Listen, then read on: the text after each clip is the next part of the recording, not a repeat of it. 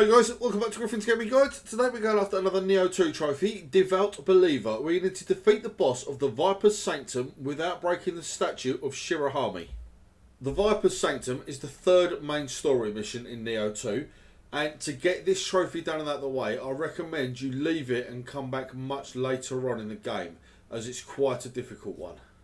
Once you've made your way far enough through the level, you'll come down into like a subterranean cave complex, at the bottom of which there's a load of poison pools. Destroying the 3 snake statues that are down on this lower level will remove all of the poison and make the boss fight a damn sight easier to actually do. But you need to be able to do the boss fight without damaging any of these statues. If you've damaged them in a previous run of this level, that's absolutely fine. The statues themselves reset, so every time you come back into this level, all of the poison will be back, and more importantly, the statues will still be there as well. Now, as you can see, I'm just running past all of the enemies here. I'm not bothering with them at all. One, it's a time thing. Secondly, you can run past enemies in Nioh 2 pretty much at will, really. There's no real need to stand there and fight them, especially if you're going for a trophy such as this one. You're going to need as many elixirs and antidotes as you can get your hands on as well. Obviously, antidotes cure you of poison. Now, what you need to do is make your way all the way down to the level. I'll just talk you through it from here. Especially those little snake women there, the Nurionas, I think they're called. Run past them, don't even bother with them because they can rip you apart in seconds. They're a pain in the backside. Make your way through, go back up the cave system. Make your way down here past the Zenki and the Gaki. There's an aberrant soldier in the corner. Now, what you want to do when you come to this section here, rather than proceeding down into where the poison pools are, you want to stay left, go back up these stairs here, watch yourself as you go up here, as there's one of those Sahoya enemies, those horrible little samurai with dual hatchets.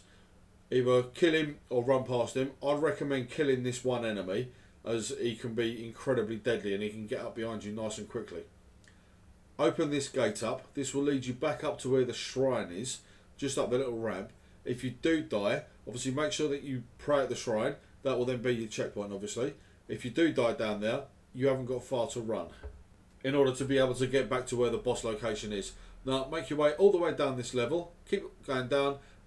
You'll go down into the poison pools. Now, I recommend that you just get straight over to the boss. There's a lot of strong enemies down here. And obviously the poison will do a very good job of ripping your health away as well. Now, as you can see here, this is all of the poison water. As soon as you step foot in that, you're poisoned straight away. Hence the antidote. Don't use an antidote while you're in the poison. Wait until you get over to the other side and then use one. Now, the 3 statues that are down here, you can see one just there on the right. As you make your way through, they're the statues that you must not damage. Basically, any sort of scenery, don't hit it. You'll see the snake statues, they're kind of glowing blue and they've got a little green mist around them as well. Make sure that you don't impact any of those statues. Then obviously run through the double doors. Here we are, Yatsu-No-Kami, 3rd main boss in the game. And it is a pain in the backside fight. Fortunately, you've got quite a wide area where there's no poison. Fire works incredibly well against Yatsu-No-Kami, so make sure that you've got a good stock of Omnio magic going in. Fire shot works incredibly well as fire talismans to envelope your weapon in fire. And try your best to stay out of those poison pools, because as I've just shown you there, you put 1 foot in there and you're poisoned straight away. Make sure that you've got your antidote set as a shortcut. And you want to make sure that you're powerful enough. You want to get this guy done very quickly. Make good use of your yokai shift. That will help you out a lot. But I recommend you don't use it when you get put into the Dark Realm, roughly halfway or 2/3 into the fight, depending on when he wants to obviously make the Dark Realm appear around himself. As for me, every time I did it against this boss in particular, I noticed that my yokai shift was going down so quickly, it just wasn't worth it really. You'll probably be in a much better position saving the yokai shift just to take off the last maybe inch or 2 of its health. But obviously deal with Yatsu-No-Kami any way you wish. It's entirely your choice. You might have a different playstyle to me. Personally, I'd rather get in there and just kind of get the health down as quick as possible.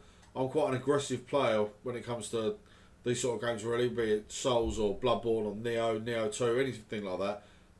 As far as I'm concerned, a dead enemy can't hit you. And obviously make very good use of your burst attacks as well. Yatsu-No-Kami's got a very nasty ability where obviously he'll flash red saying that he's going to do one of his most powerful attacks, and he'll kind of slither across the arena a couple of times. If you get caught up in that, it's pretty much instant death. so make sure you burst attack the second before he hits you.